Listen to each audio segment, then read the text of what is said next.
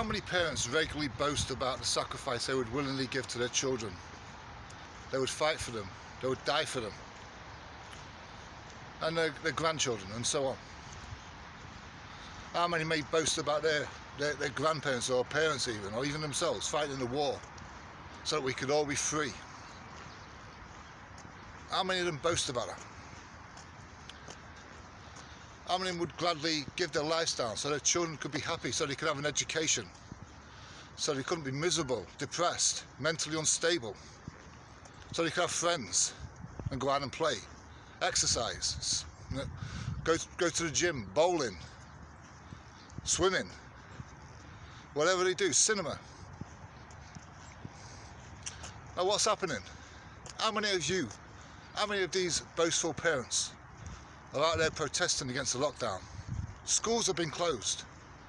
Kids are afraid to go out. They're not allowed to go out. They're not allowed to see their friends. They're being brainwashed with this idea that it could kill grandma. Now, no matter what you believe about coronavirus, the stats are it's not as deadly as we're being told. We're hearing stories of 110-year-olds surviving it. The survival rate is extremely, extremely high. Statistically, 95% of everybody who dies from coronavirus is over the age of 60. 80% are over the age of 85. This virus is not affecting the young. It's affecting people who should be prepared to die anyway. They've got to the stage in their life when they've only got a few years left. And they're not fighting for the young. They're not fighting for their children, for their grandchildren. They're not out there saying, we'll take our chances. And the odds are slim. Doesn't matter how old you are, you could be 120 years old. The odds are slim you're going to get coronavirus and die. It's a mathematical fact. Now, I'm not saying there isn't a virus out there. I think it's been over-exaggerated. That's a different subject. I'm not into conspiracies. I'm not getting too deep into this.